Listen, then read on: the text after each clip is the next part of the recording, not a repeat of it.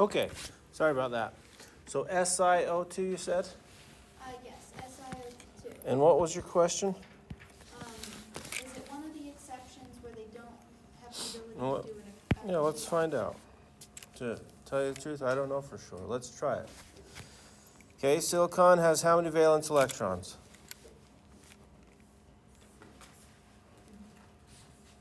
How many? Look what group it's in on the periodic table. You get a periodic table every test. Make sure you use it. You don't have to memorize any of this stuff. 4. 4. And oxygen has how many? 2. No, wait. 6. 6. That one has 6 times 2 is 12. That's a total of 16 electrons. Good? Did you count them correctly? No, I did not. And that's probably what happened, right? So make sure you count them correctly. That's the first step. If you count them incorrectly, everything else is going to be wrong. Okay? So double check that. Always use your periodic table. I mean, you watch me do it, and I could just know most of them, right? Have I made a mistake? I have. But you get the periodic table. Let's use it. Okay? So silicon is going to be our central atom because it's furthest from the fluorine and it's all by itself, right? We have 2 oxygens. We use how many? 4. 4. Good. 4 electrons. So we have 12 left. And they go where? On the outer shell molecules of the On two the O's. oxygens. Good. 2, 4, 6, 8, 10, 12. Oxygens have octets. Does silicon have an octet? No. No. So what do we got to do? Do a double bond Yep. Where? on both sides of the oxygen Whoops. molecules to make them That's right. symmetrical. Both sides. Now they all have octets. Unless we can double count. We should have. Whoops. We should have 16 electrons. We got 2, 4, 6, 8, 10, 12, 14, 16. We have them all. They all have octets. We're good, right? Any other questions? But that's only the one step, right? Now we got to know the electron geometry, molecular geometry. What's the electron geometry for this? Linear. Wait. Good. Double check. You have that sheet?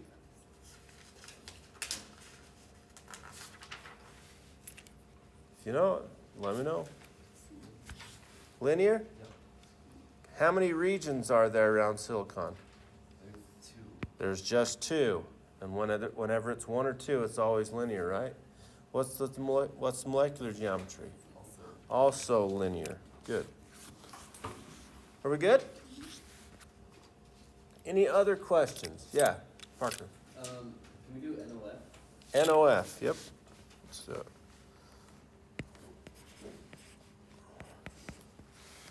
All right. First step, we draw the Lewis structure, right? How many electrons, valence electrons, does nitrogen have? 6. Try again. Oh, 5. Plus oxygen, 6. 6 plus fluorine, 7. 7. That's a total of 18 electrons, right? Okay.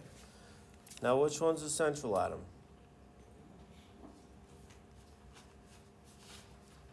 Nitrogen.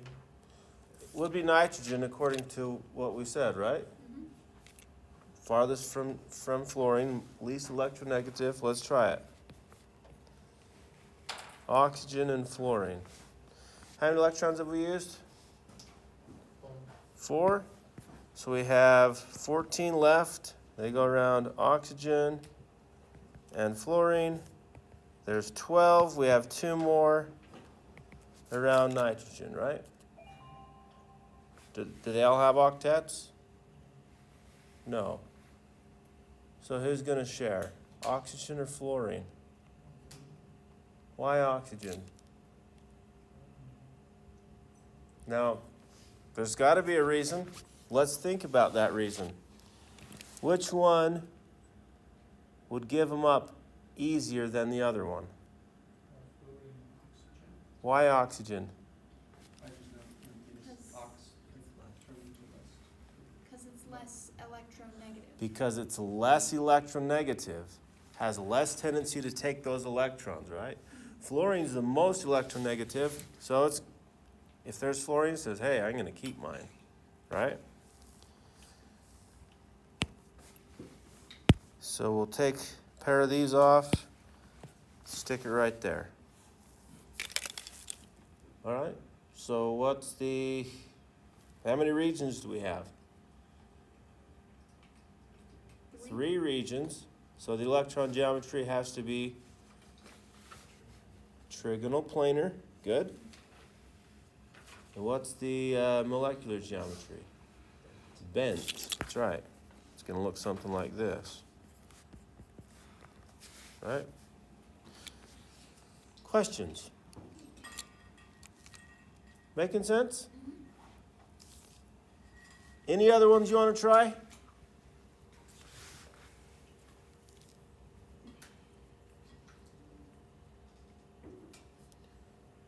You want to move on? What about NH3?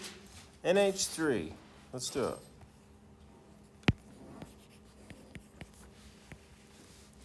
All right, so let's count valence electrons. Nitrogen has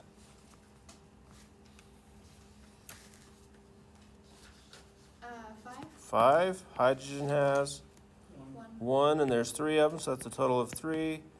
That makes, we have 8 electrons. Which one's the central atom? Never hydrogen, good. And it's all by itself. So there we have 6. We have 2 left. Where does it go? Nitrogen, because hydrogen already has octets, right? So that's the Lewis structure. Now we've got to count regions. How many electron regions do we have around nitrogen, the central atom? 4 regions, so the electron geometry is, what do we call this? It has 4 regions. Tetrahedral. And what's the molecular geometry? Well, let's draw this. We have nitrogen. Can I draw this pair of electrons on top instead of on bottom? There's my hydrogen. There's another hydrogen. You guys practice drawing this? Trigonal pyramid.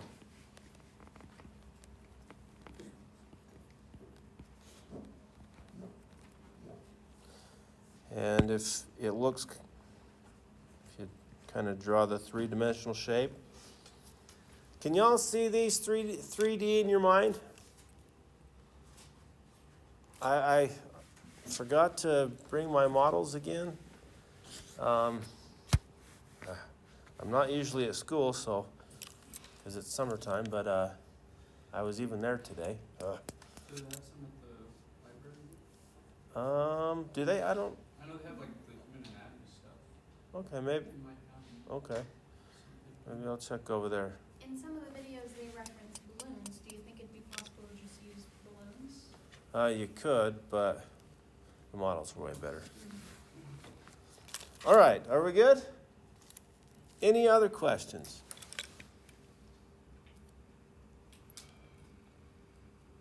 All right, we'll do more of these. Well, let's talk about polarity. Okay. First of all, let's talk about polar bonds.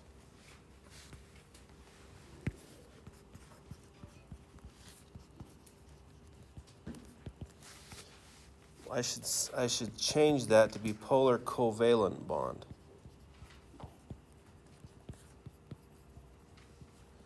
A polar covalent bond is a covalent bond where the sharing occurs unequally.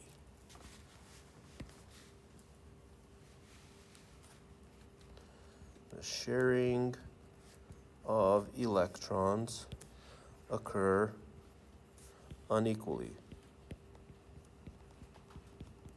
What would cause it to share unequally? For example, if we had HF, that's a covalent bond. What would cause those electrons to be shared unequally?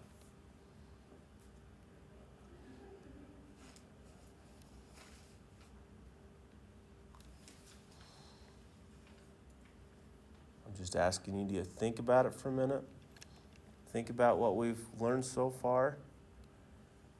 Because this one is a polar bond. What would cause it to be shared unequally? Yeah. Like with the hydrogen, like it can't like have any other electrons on the other side. So it's just like the proton Okay. sticking out. And Good. the fluorine just like hogging everything. Okay.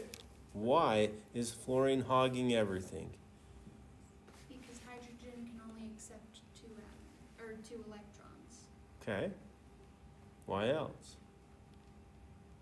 Fluorine is the most electron. Fluorine is more electronegative. Hmm. It's going to take the electrons more for himself than give some to hydrogen. Are you with me? What about this one here?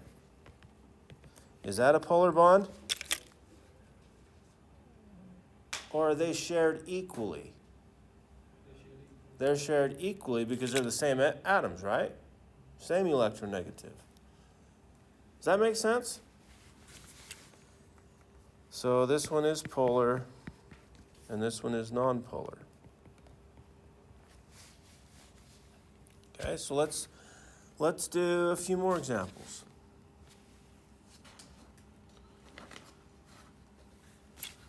What about a carbon-oxygen bond? Polar or nonpolar? How do you tell?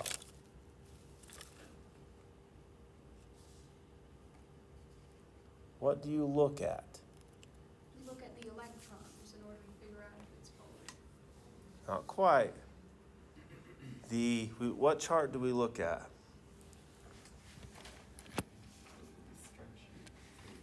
The electronegativity chart. Can I see this for a second? Yes, absolutely. You all have this right here? It tells you the values. So in general, if it's at all different, it's polar. But if it's really close to the same, we generally say it's not polar. But when we talk about polar molecules, then it gets a little finicky. And so in general, if they're different, it's polar. But sometimes we say, that's not really polar because the difference is so little. Does that make sense? Okay, for example, so what's the electronegativity value for carbon? 2.5. And what is it for oxygen? 3.5. We have a difference in electronegativity value is 1, right? So I can say difference in electronegativity. So you guys know what this Greek symbol delta means? Have you ever learned that? A change in something? Okay, so a change in electronegativity. And how do we find a change in? One minus the other, right? A difference. That's what it means. And so in science, we see this a lot, okay? More in physics, but we still see it in chemistry. And so the change in electronegativity would be what? 1.0, right? The difference between 3.5 and 2.5 is 1. You follow? And so that's pretty big difference. So that's definitely polar. But what about, let's say, carbon-hydrogen bond?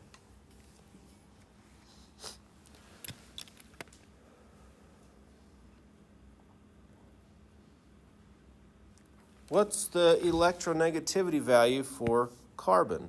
2.5. Still 2.5. And what is it for hydrogen? 2.1. 2.1. And what's the change in electronegativity? What's the difference? 0.4. So in general, we say if the difference is less than 0.5, then if it's just the bond we're talking about, it's nonpolar. Okay? And I'm going to give you guys a little tip here. Any carbon-hydrogen compound is said to be nonpolar if it's only carbon and hydrogen. We'll talk about that in a minute. Okay? So that's nonpolar just because the difference is so low. So 0.5, 0.4, what's the difference? Okay. So we just say if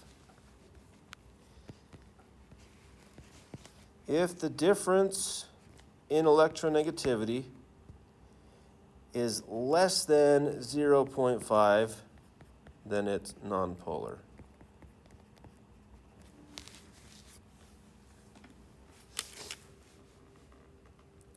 But what's more important than a polar bond versus a nonpolar bond is polar molecule versus a nonpolar molecule. And we'll talk about that next, okay? But for now, we'll just work with this. All right. If it is a polar bond, we have to determine which side is more negative and which side is more positive.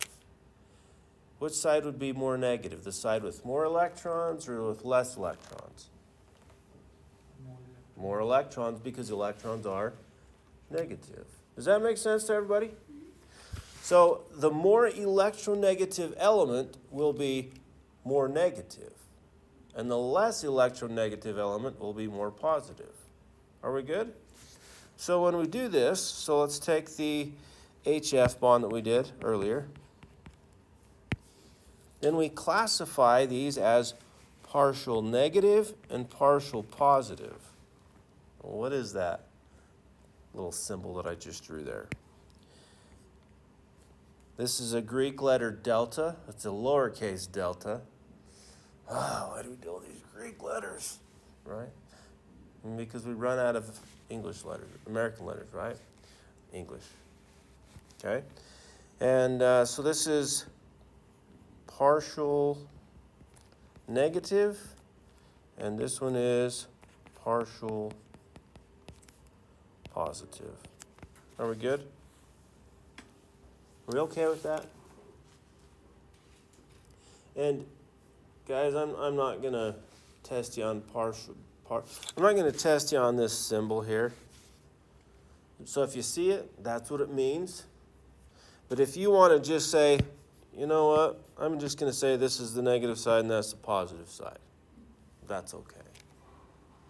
Right? And how do we tell if something's polar? If we can separate the positives from the negatives. What else sounds like polar? North and the South Pole. Here's the Earth. We've got North Pole, South Pole. We can separate a line. We can put a line between and separate the North from the South. That's polar. What else is polar? A magnet. We got North Pole and we got South Pole. Same thing. We can separate it with a straight line. So magnetism is, and that's why we call it North and South Pole, because it's a magnetic pole, right? What about a battery? We got a positive end and a negative end. That's polar. If we can separate it with a straight line, we say it's polar. Positive and negative. If we can separate the positives from the negative, we say it's polar. Are we good? And again, that's if the difference in electronegativity is less than 0.5. If it's less than 0.5, then it's nonpolar. Good? All right, so let's do another one. Let's do nitrogen-chlorine bond.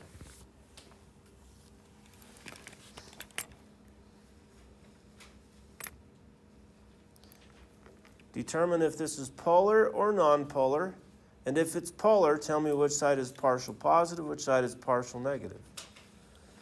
If it's nonpolar, you don't have to worry about that, because they're sharing equally, or somewhat equally. So what do you think?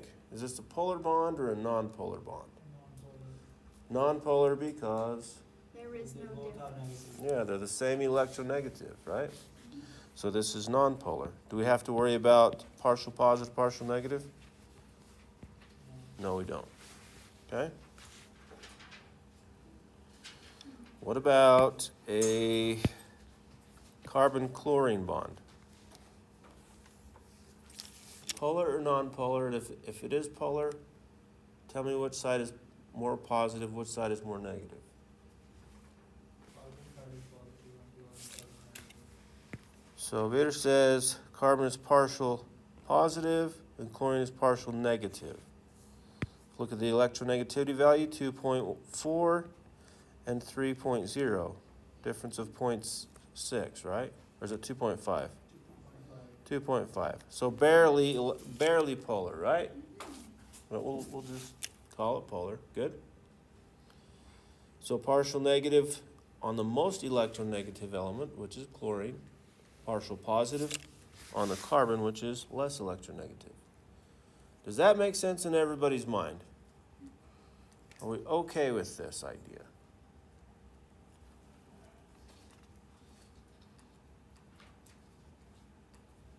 Okay. If we are, or do you want another example? Good? Okay. So that's just one step to determine if the compound is polar or not. In general, we don't care if we have just a single polar bond or a nonpolar bond. What's most important is if the compound, if the molecule is polar or not. Okay? So let's talk about polar molecules.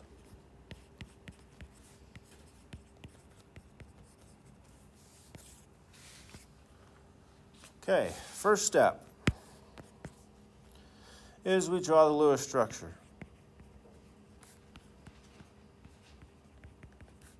Any questions on that? Done that the last couple days. We're good? Okay, step 2 is determine the molecular geometry. We don't need to worry about the electron geometry, just the molecular geometry.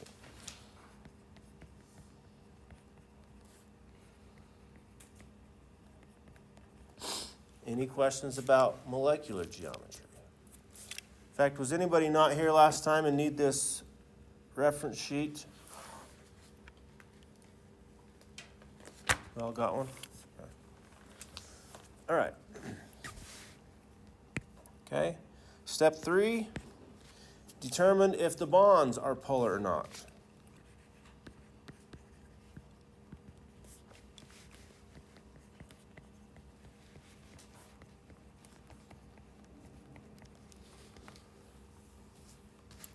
And then step 4, if they are polar,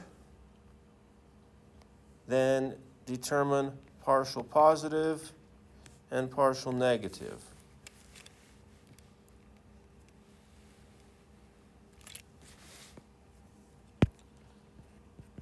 And step 5, determine if we can separate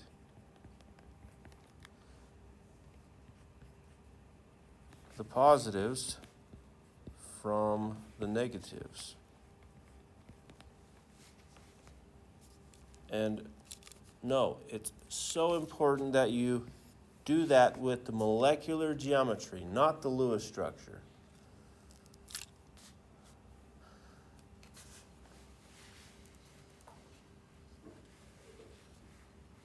We ready for example, or do we need to still have time writing it down? Good? Moving on? So let's do an example. Let's do water. What do we do first? Draw the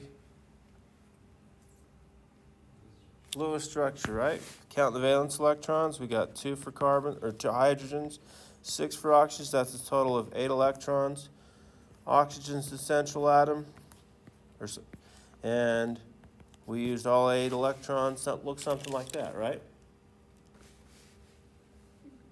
If we do the polar, check to see if it's a polar bond or not. Is the oxygen-hydrogen bond polar, yes or no?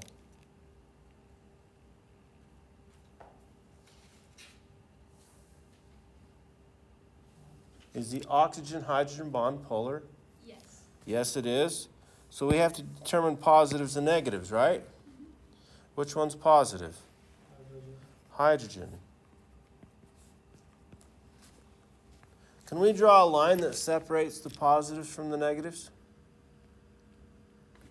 No, we can't. So what do we say? If we can't separate the positives from the negatives, is it polar or not? No. Not polar. It's not. We can't separate north and south, positive and negative, right? So is water nonpolar? Or did we forget a step?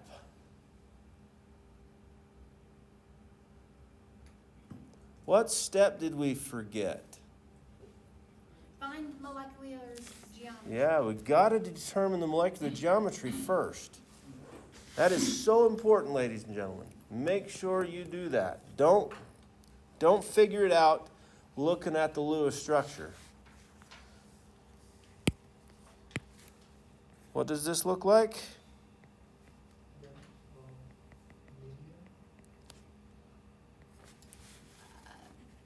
It's tetrahedral, right? So yeah, it's bent, or the electron geometry is tetrahedral. So the molecular geometry is bent. It's not straight, guys. It's not linear. That's what the Lewis structure makes us think it is. So this is the partial positive. This is partial negative. Can we separate the negatives from the positives with a straight line? Yes, we can. We can. So is this polar or nonpolar? Polar. This is polar. Does that make sense? Make sure you don't use just the Lewis structure. You've got to draw, you got to know what the geometry is. And that's why it's important to draw it like this. So I think the hardest ones to draw are the tetrahedrals, right? Can we all do that?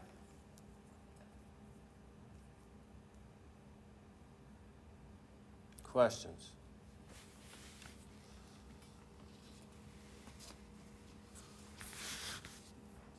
All right. So water is a polar molecule.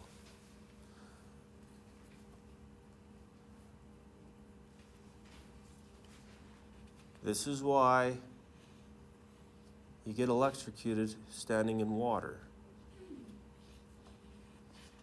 Okay. Let's do another one. Any questions on that one?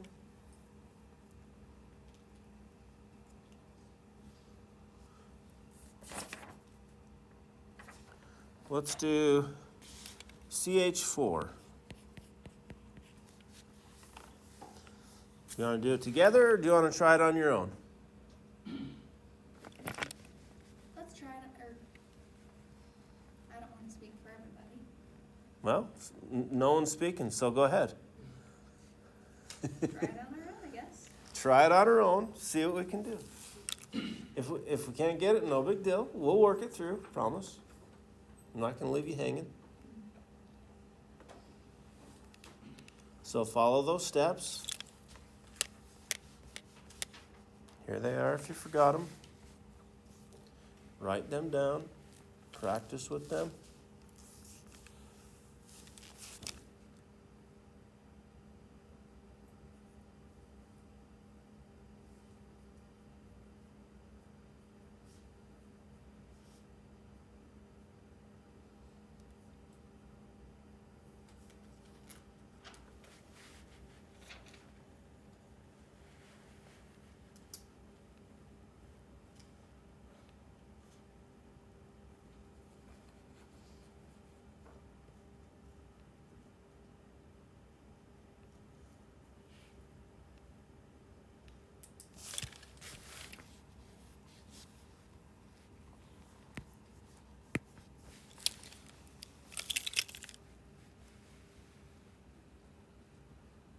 As soon as someone feels like you have it, let me know. Go ahead, Eric. It's non-polar. Eric's got non-polar. What do you guys think? Non-polar. Veer says non-polar. Are we good? So if we draw the Lewis structure, looks something like this. So this is tetrahedral, right? So draw the actual geometry of it. So is the H carbon bond polar or non-polar? Always non-polar. Oh, it's non-polar because it's carbon hydrogen, right? It's 0.4 difference. What did I, so write this down. If the molecule, when I say molecule, I'm talking about covalent compounds, right? If the molecule is a carbon-hydrogen compound only, then it's nonpolar. No matter what. But here, even if we could separate these, even if this was partial positive, partial positive, partial positive, partial positive, this is partial negative, right? Can we separate the positives from the negatives with the straight line? No, we can't. No matter where we draw that, there's positives and negatives on the same side.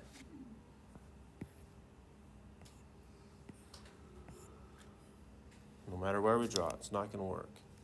So that's nonpolar. Also, there's something else to know. If compound is 100% symmetrical, then it's nonpolar. And here's how you know if it's 100% symmetrical. No lone pairs and all bonded atoms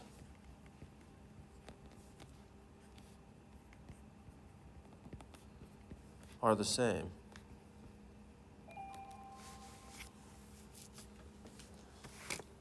Well, unless it's just one bonded atom, right?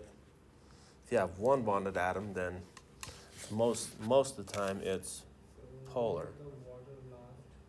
What's that? The water we did. So they don't have any lone pair and all the water atoms are same. Does have lone pairs. 2 lone pairs. Right? So good. Thanks for asking. So it has to have both of these to be nonpolar, to be 100% symmetrical. This one right here. This one right here. No lone pairs, and all of the bonded atoms are the same. 100% symmetrical. That is nonpolar. So that's an easy way to tell. But try not to rush to figure out what the answer is. Go through these steps and make sure you do the work. But sometimes it's like, how do I tell? This one's a little bit tricky. Good? All right, let's do some more.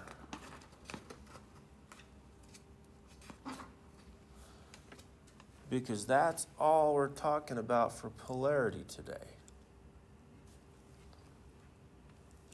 We still have an hour and 20 minutes. Should we just practice? Or should we practice a little bit and move on to another topic? Or we can save the next topic for next time. Maybe we could do like well, I guess not like an overall review. Well, we kind of are doing an overall review, aren't we? What's the steps to do? Find a polar molecule. Draw the Lewis structure. Find the electron geometry, or the molecular geometry, right? Determine if the bonds are polar. Find partial positive, partial negative. So let's just practice a bunch, yeah? Okay, so let's do section 3 on our worksheet. Okay, it says, tell whether the following bonds are polar or nonpolar. If it's polar, show which side is partial negative, which side is partial positive. So that's like the first step, right? To determine if a molecule is polar.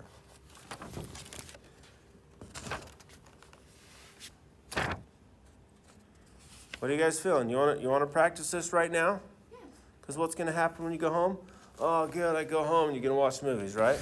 Watch TV or do some, I don't know, maybe you guys are good hard study work. Well, let's take time to do it right now since we have it.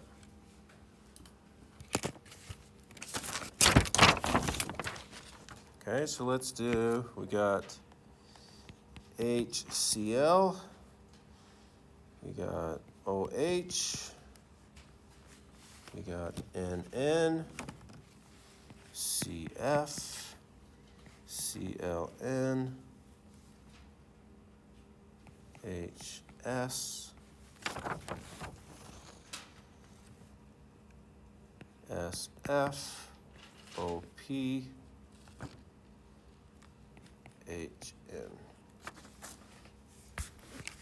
Didn't do all of them, but most of them. So all you have to tell me is if this is polar or not. Should we go around the room? How are we feeling? Give us time, right?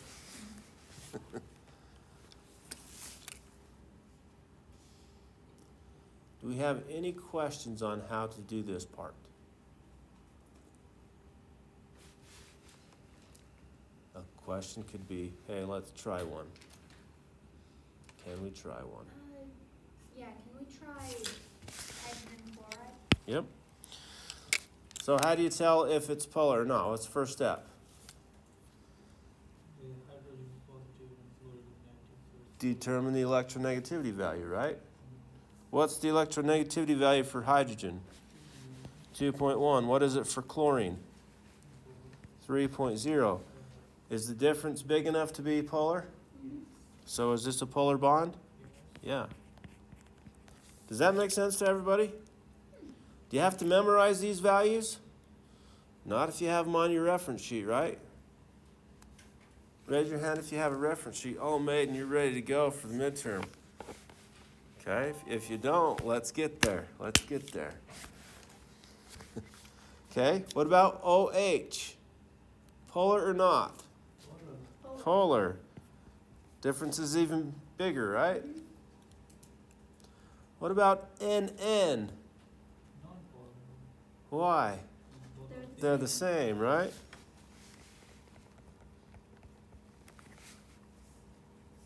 What about CF? What about chlorine and nitrogen? non-polar. Nonpolar. We don't even have to do the Lewis structure on these, right, guys? Just look at our electronegativity chart. Who needs one of those? Who doesn't have one? We good? All right. What about hydrogen and sulfur. What? Non-polar. Does everybody agree it's nonpolar? No. I think we should go through the steps because it's 0.4. If the difference is 0.4, what do we say? Nonpolar, right? If we're just concerned about the bond itself, it's nonpolar. But, ladies and gentlemen, let's do another one. Let's do this molecule real quick.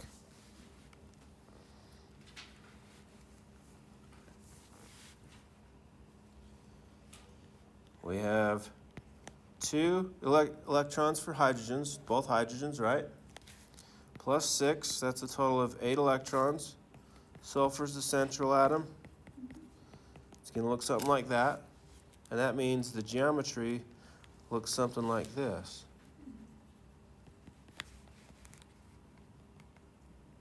Whoops.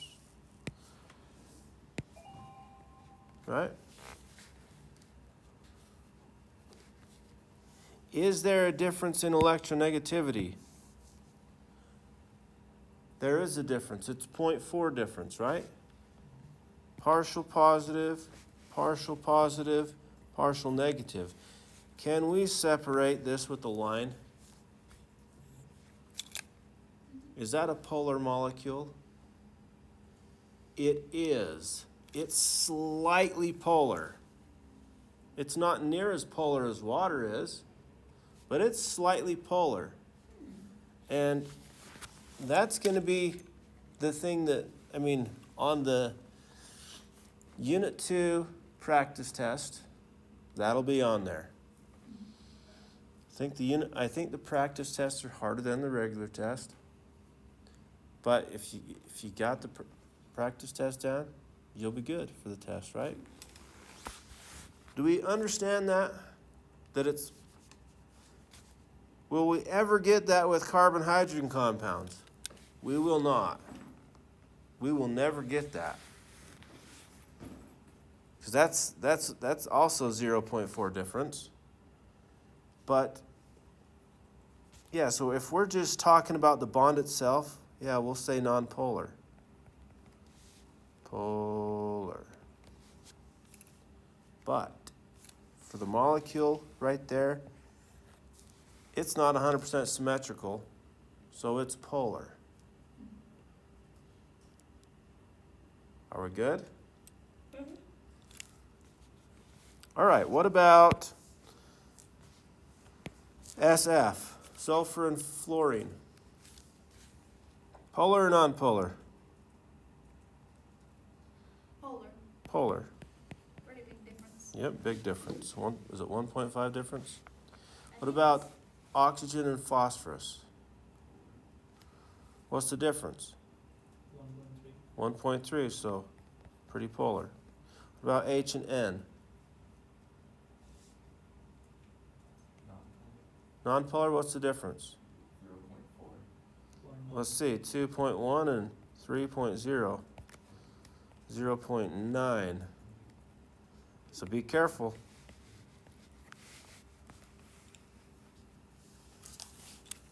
Is it easy to make a calculation error when you do it in your head? Yes. Very easy to make a mistake. Use a calculator. On the test, ladies and gentlemen. You're going to perform how you practice. Use a calculator. Oh, but that's easy stuff. But that's easy. Yeah, but we make mistake on easy stuff sometimes. So you use a calculator, measure twice, cut once, right? All right. Are we good with section 1 or section 3? All right. Section 4. The following molecules have been drawn to represent the actual geometry. Tell whether the following molecules are polar or nonpolar. So they kind of draw it for you. I have a question about Quest away. SO3. Yep. Is it a trigonal planar? That's a good question. How many regions do we have around the central atom? 3. So what is it? Is it trigonal planar or is it something else? Are there any lone pairs? Look at your chart. No, there are no lone pairs, just. Three bonded atoms. So what is it? A trigonal planar. Are we good? So always use that chart. Even when you feel like you got it down, you're taking the test, use that chart. It'll tell you what it is. Good? All right, so is SO3, is that polar or non-polar?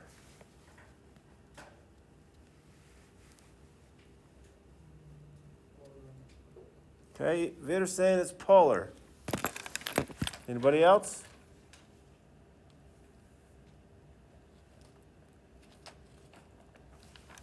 We better draw the Lewis structure first. Oh, it's already drawn. In fact, the whole geometry is drawn for us.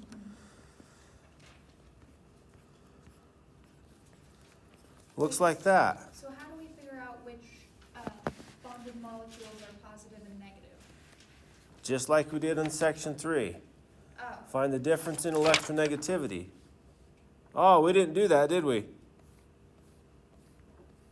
Oh, I didn't follow I'm sorry.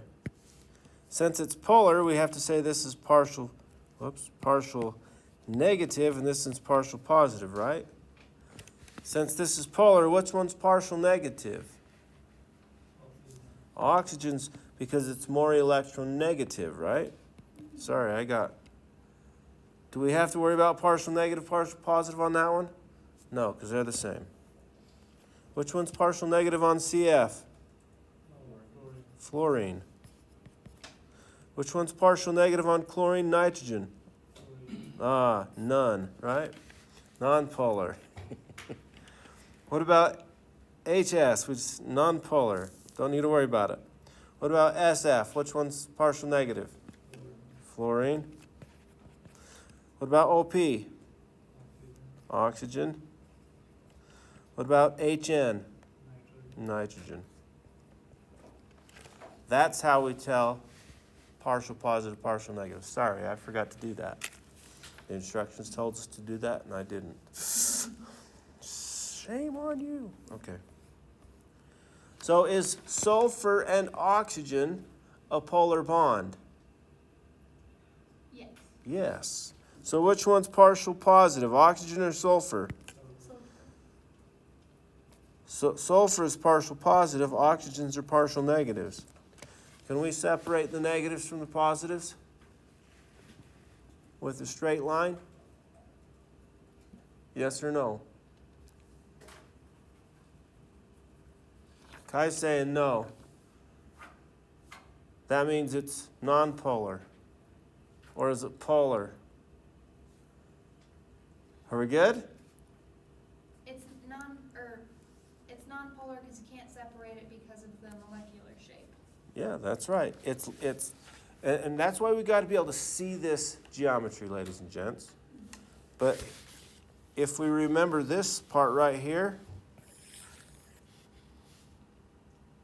is it 100% symmetrical? Yes. It is. And they're all the same atom bonded to it, so it's non-polar.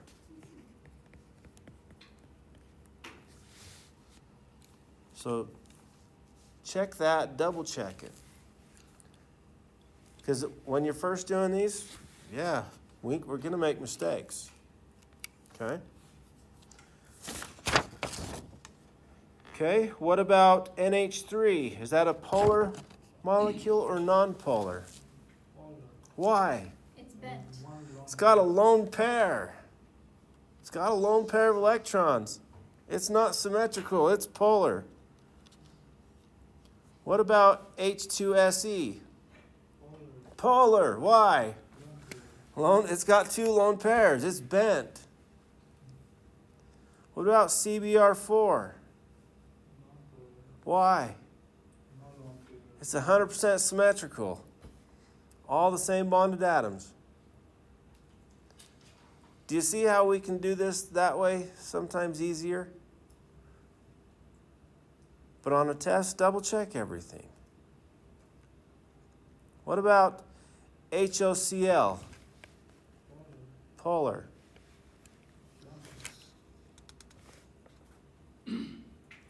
What about, let's do this one right here.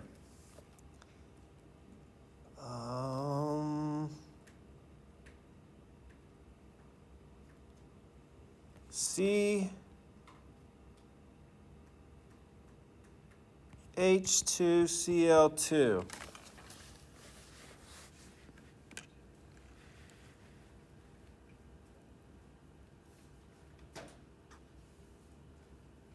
we got to draw the structure first, right? Structure looks like this, and it doesn't matter where you put these guys.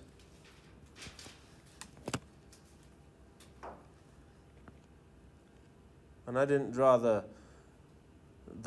all the electrons. Maybe I shouldn't get lazy. Just 4 there, 2 there, plus 14 here. It's 18, that's 20 electrons. 2, 4, 6, 8, 10, 12, 14, 16, 18, 20. They all have octets. Okay, we're good. Double check it. Don't get lazy. So this is 4 regions. So it's tetrahedral. If we draw it,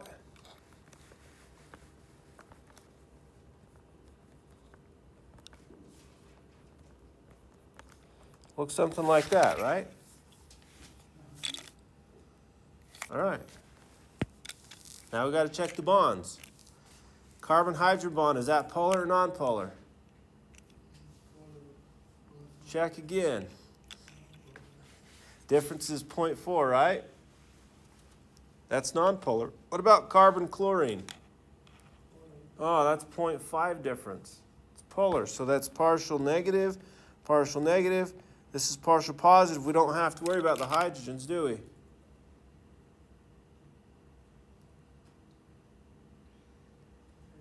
not 100% symmetrical, it's polar. There we go. It's not 100% symmetrical. Good. We can separate the positives from the negatives. This is polar. Are we good? Questions? Why don't you have to count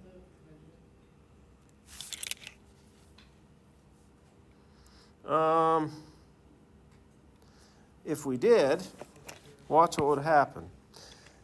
Which one's partial positive on the carbon-hydrogen compound? Hydrogen.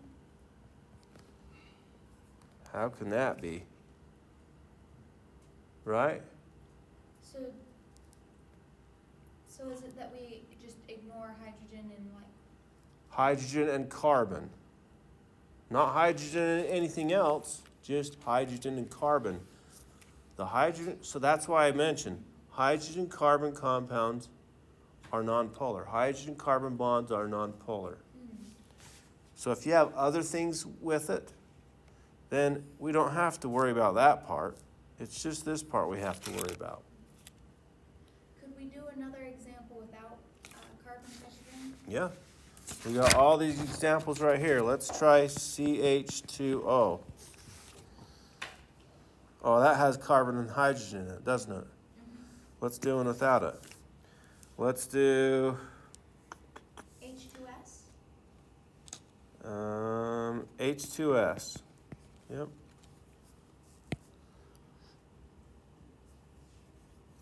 Draw the Lewis structure. Looks like this. Did we do it right?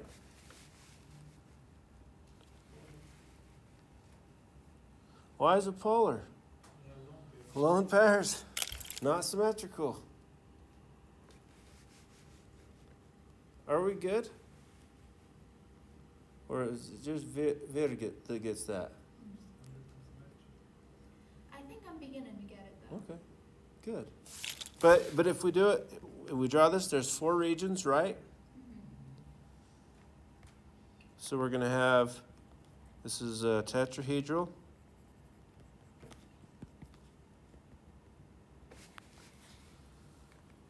We only have 2 bonds. Sulfur-hydrogen bond, is that a polar bond? We kind of already did this one, didn't we? No, it's not a. It's non-polar, but what makes this a polar molecule? it's slightly polar and it's not symmetrical. So yeah, it's the asymmetricalism that makes it polar. Uh-huh. I mean, it'll never happen, but if this was, yeah, it won't ever happen. They'll be exactly the same and it'll look like this. Won't ever happen.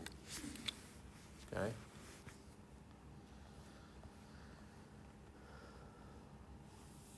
And it won't ever happen that carbon will be the central atom and you'll have two lone pairs around carbon. That'll never happen. So that's why we say if it has carbon-hydrogen compound only, the only atoms in the molecule is carbon and hydrogen, it's nonpolar. What if we have C2H6? Ugh. Can you guys draw that one? Let's count the valence electrons. Did we do this one yet? I don't think so. Now, this one looks a little icky, doesn't it? But tell me, is it polar or nonpolar? Nonpolar because carbon-hydrogen compound only. But let's draw it anyway. We got 2 carbons, 4 apiece. That's 8 electrons, right? 2 hydrogens or 6 hydrogens, 1 apiece. That's 6 electrons. That's a total of 14 electrons. Good? Which one's the central atom? Carbon. Which one? Both.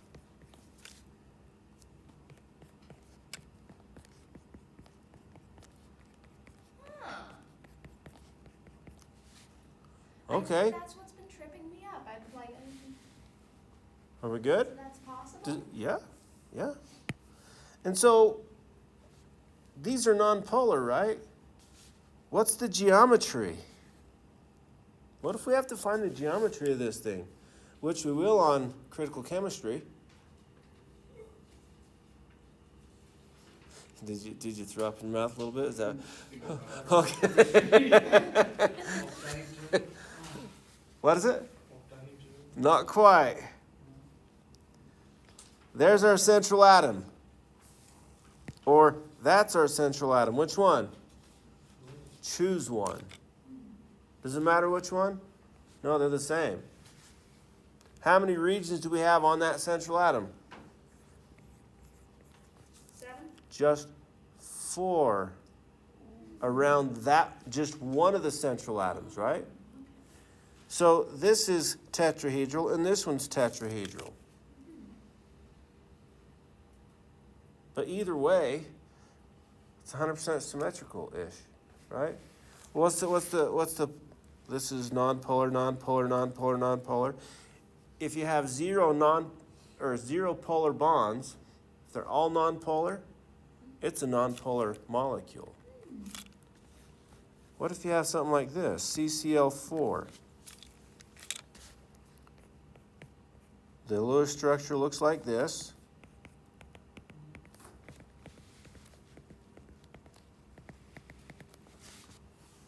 So, what's the geometry?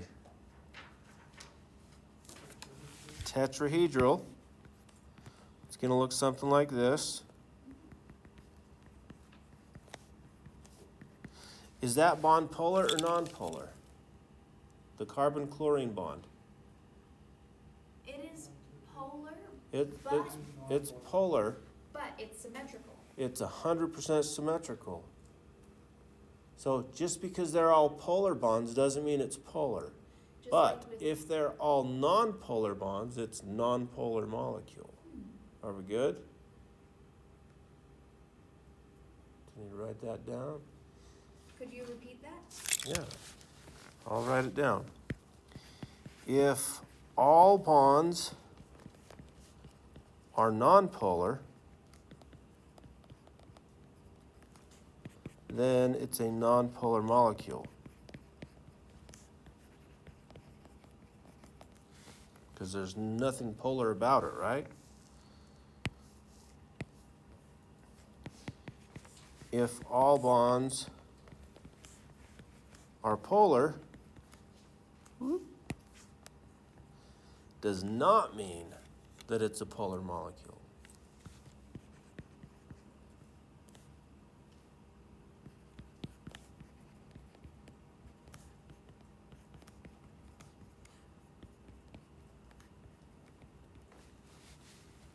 We have to check it.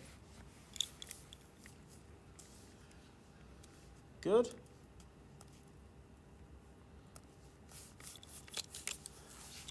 Is this making sense to everybody? I feel that Peter's got it. We got this? Okay, what other one on section 5? So section 5 tells you need to, well, it doesn't tell you, but you should draw the molecular geometry. Practice doing that. Do you have to draw in the What? exams too? Maybe. Depends on what it's asking you. If it's asking you to find the geometry, I would draw it. If you do it in your head, you might miss something. Just draw it.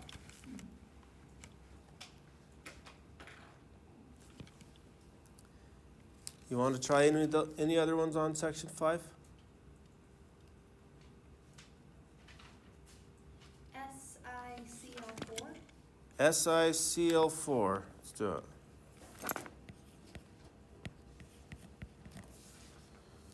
What are you going to do first? Do it in Draw the draw Lewis. Lewis structure. Good. You got 4 plus 7 times 4 is 28. That's a total of 32 electrons.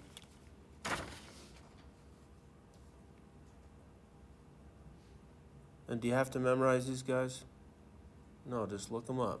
Use your charts. And if you want to use these charts on the midterm, which is coming up, get them all on one sheet. I think you said this before, but magnifying glasses are not allowed. I don't care if you use a magnifying glass. But you got 2 sides. Nanoprint the whole textbook. There you go. Go for it. It'll take you 5 hours to find it. And then you won't have time to finish. When I get 100%. You won't finish. That's why it's hard coding. I would study so that you don't have to put a ton of stuff on there. I just know that when I get anxious, everything leaves my head. So just, if that happens, just do a little quick breather and just think your happy place. And so it's just a test. We'll be fine. Not the end of the world. Just doing the best we can. So this looks like this, right? So Charlie, is this polar or non-polar? It's symmetrical, so it's nonpolar. It's 100% symmetrical, so it's non-polar. Good.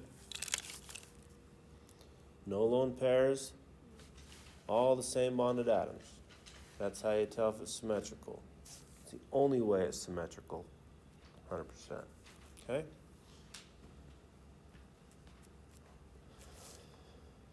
Anything else? We do have to do this like electron shape. The electron geometry? Not on these, No. So in general, we don't need to know that. But if there's 0 lone pairs, then the molecular geometry is the electron geometry, right? Same thing.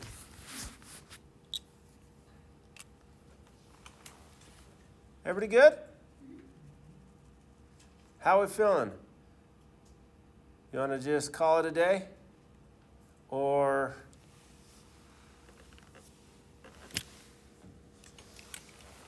because we did get caught up and now we're kind of a little ahead. Because we already did the nomenclature for covalent compounds, naming covalent compounds with prefixes. Actually, could we go over prefixes again? We sure can. 1, 2, 3, 4, 5, 6, 7, 8, 9, 10. What's the prefix for 1 mean? Or called? Mono. Mono. What about 2? Di. 3? Tri. 4? Tetra. 5? Penta. 6? Hexa.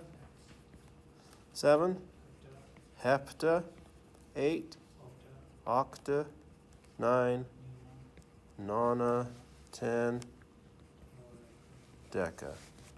And if you don't want to memorize those, put them on your sheet.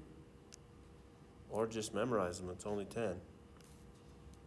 Then you won't have to fill up your sheet with stuff, right? Your call.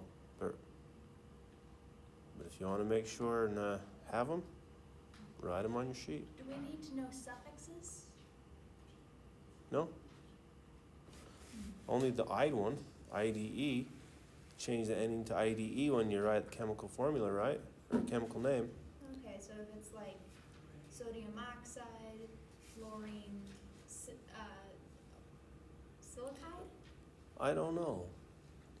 If it's fluorine and silicon, Then it would be probably silicon. probably silicon fluoride. first, and it'll be called silicon tetrafluoride because there's no metals in it.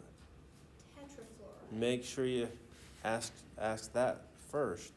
Is there a metal in it? If there is, it's ionic compound, and you don't need the prefixes. If there's no metals in it, then you do need the prefixes. Unless it's made of polyatomic ions, right? Is there anything else you guys want to go over?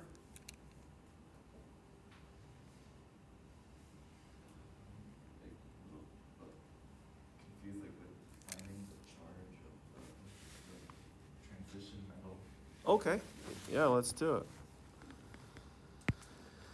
Okay, we got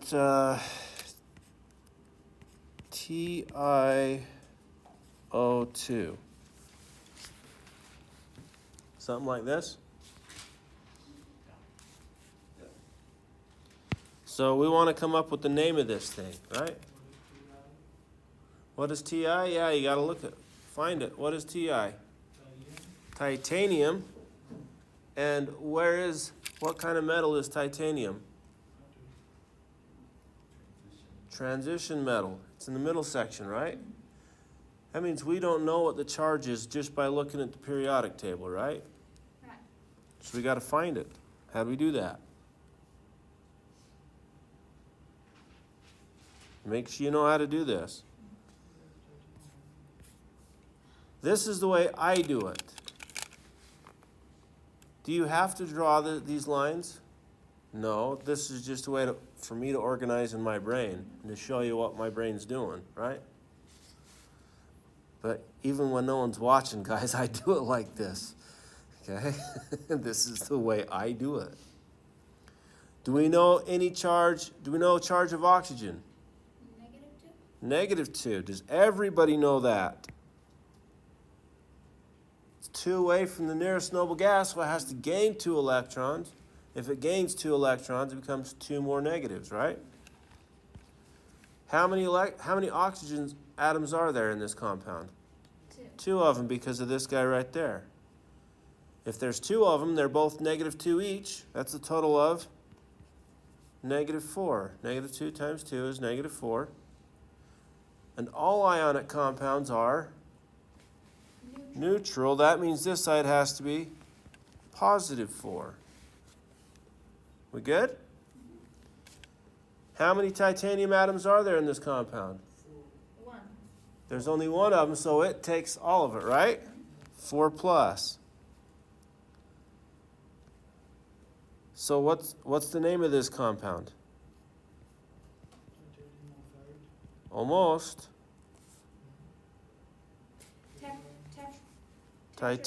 No, we don't use prefixes. This is an ionic compound. We only use prefixes for covalent compounds. Titanium, Roman numeral 4, because that's the charge of it. Change the ending to IDE, oxide. Real loud? That's Roman prefix. You use Roman numerals only for transition metals. For every transition. There's two other metals that you need to use it for also. Tin and lead. How can you remember those guys? They're in group 4. What are they going to be, positive 4 or negative 4? That's why those two are exceptions. Good? These two act like transition metals. So a lot of times you'll always have tin, 4 chloride or whatever, right? Lead, 2 oxide, or whatever. Are we good? Anything else you guys want to go over? Can you do the electroqualification? for Electro- metals? Oh, yeah. The orbital diagrams. So let's say we have copper. Before we do the orbital diagram, let's write the electron configuration. What is the electron configuration for copper? Argon of 4. Yeah, go ahead, you tell me. 4f2, 3d9. Where do we start? Argon. Oh, argon, you want to do the shortcut method?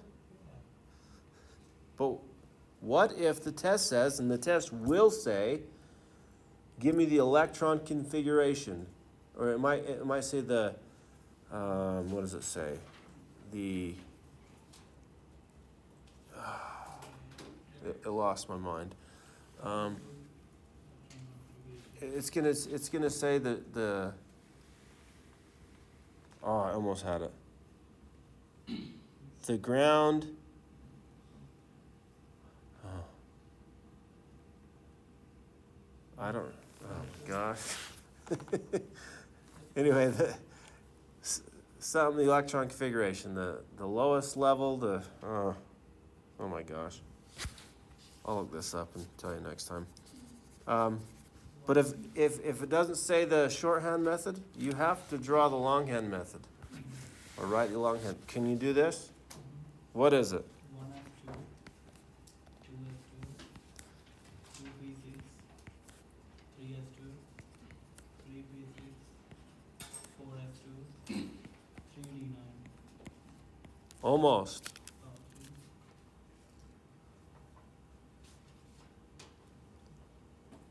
Or 4f1. That's right.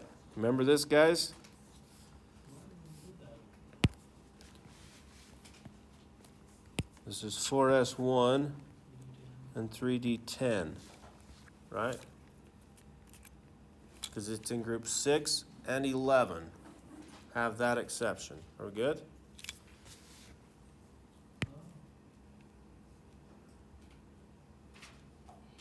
I don't remember if that exception is going to be tested on the midterm, but it was on test 1, right? So let's plan for it. Okay.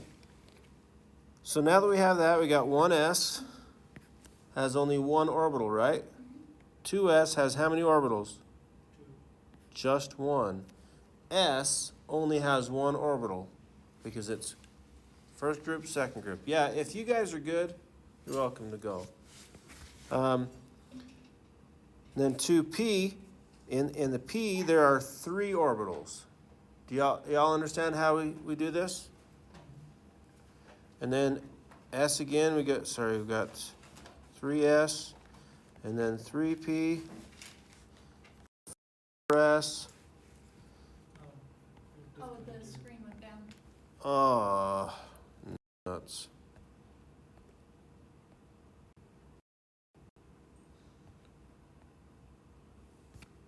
Whoops. And 3D has 5. D has 5, right? Okay, according to Aufbau principle, we fill the lowest energy first, 2 electrons. And if there's 2 of them in one orbital, up and a down, right? In 2s, you got a up and a down. 2p, if you follow Hund's rule, we're going to put 1 up in each one of them first, before we pair them up. And if we pair them up, we go down. Are we good? And then 3s, we got 2. 3p, 6. 1, 2, 3. Before we pair them up, 4, 5, 6. We got 1 and 4s. 10, 1, 2, 3, 4, 5. Before you pair them up, looks like that. Make sense? Questions?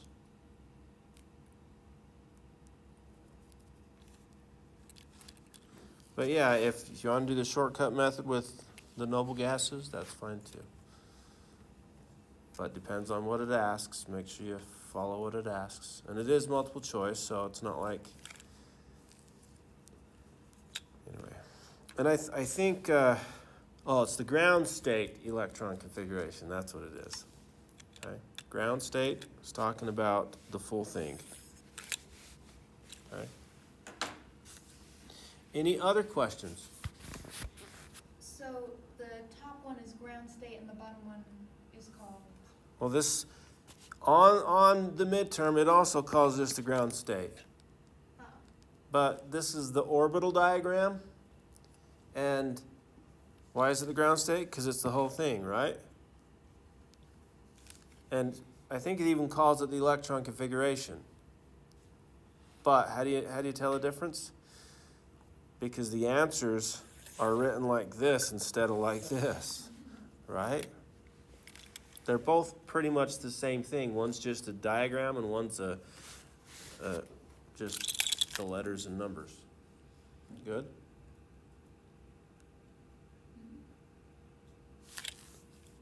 Any other questions?